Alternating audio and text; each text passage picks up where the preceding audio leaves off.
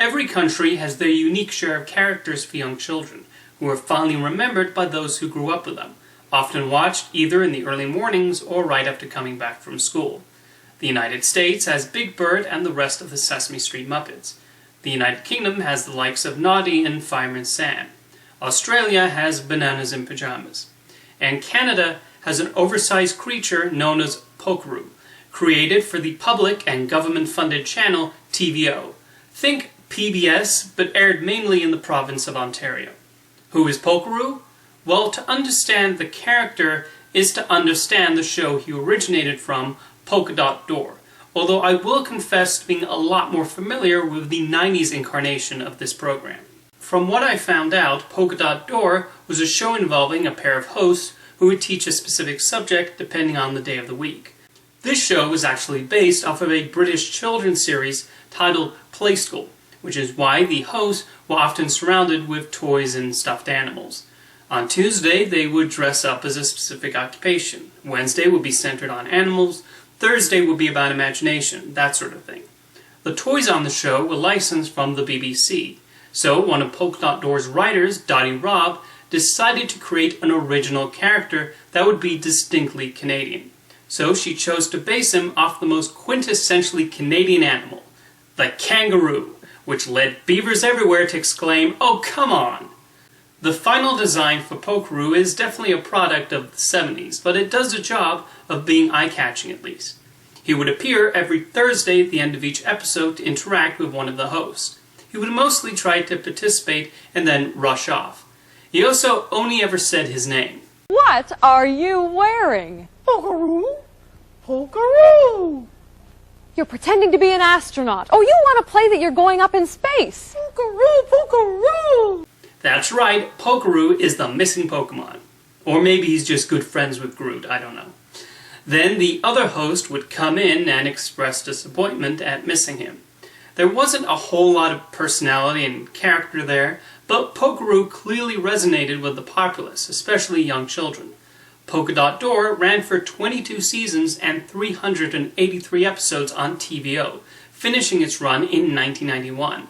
But that would not be the last time viewers would see Polkaroo on their television sets. Only 2 years after that series ended, Polka Dot Shorts started airing on TVO, which focused entirely on Polkaroo and his friends. For this new show, the toys were actually given life, and we got to see them participating in different activities. Most importantly, Polkaroo was allowed to say more than just his name, with Andrew Sabiston providing his voice. While I never watched Polka Dot Door, I did watch this series, and revisiting it for this video, the flood of memories came rushing back. It's sort of remarkable how I never forgot the theme song, the setting, the characters, and the voices. Watching Polka Dot Shorts again, I can understand why my younger self was entertained by it. The writing may not be the most sophisticated, but it never seemed to talk down to the audience, and the scenarios the writers came up with were certainly creative. Polka Dot Shorts also had running jokes and catchphrases, but these being repeated in every episode never got annoying. One occurrence in every episode had the characters finding Polka Dot Shorts in unusual places and being surprised that they keep popping up. Of course, I watch it now and I wonder who's leaving their dirty laundry everywhere. Something I especially appreciate at an older age is the work of the actors inside the costumes. Because the voices were added later in post, the theater actors hired to portray the characters had to pantomime everything, and seeing their work is quite amazing. The storylines for Polka Dot Shorts were simple but effective, and often involved the characters learning some lesson from each other. Some episodes would have them get frustrated by a certain task, or disagreeing about how to handle a situation, but they always resolved it in the end. Even Polkaroo, who was the mediator a lot of the time, would have occasional blind spots and missteps. So the characters did grow, and Polka Dot Shorts avoided getting too happy-go-lucky, even though they all have smiles planted on their faces the entire time. I get the idea is they're living toys, but I would not stare too long at Marigold. She does start to look into your soul after a while. The new show also gave Polkaroo a pet in the form of a triple-like creature named Bibble. The funny thing I found on this revisit is that I think Polkaroo is the least interesting character, to be honest. I mean, he's okay, he's just outclassed by everyone else. Bear, for example, tends to get the best lines as he tries to show off his expertise about everything. Being a bear, he is often on the search for honey, which leads to a number of humorous mishaps, and just something about the way Brian Moffat voices him I find rather amusing. He also has his own catchphrase. Coincidence? I think not. Coincidence? I think not. Coincidence? I think not. Coincidence? I think not! Oops, sorry, that last line is from The Incredibles. There was Marigold, a friendly doll with a penchant for gardening and helping out Polkaroo and the others.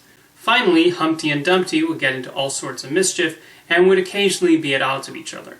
Ultimately, this ensemble made for a winning combination of personalities that led to 180 episodes being made, which aired on TVO until 2001. Polkaroo and the rest of the gang would later make appearances on the interstitial show Giselle's Big Backyard, but by that point I had long stopped watching the TVO Kids block. Polkaroo still pops up on other occasions too, like in this promotional music video to support outdoor activities. The character remains a part of Canadian popular culture though, with multiple generations now having become familiar with this enthusiastic and colourful kangaroo. Polka Dot shorts even started airing in the UK, thus coming full circle with Play School. Let me know if you have any memories of the Polka Dot franchise, and I'll see you next time.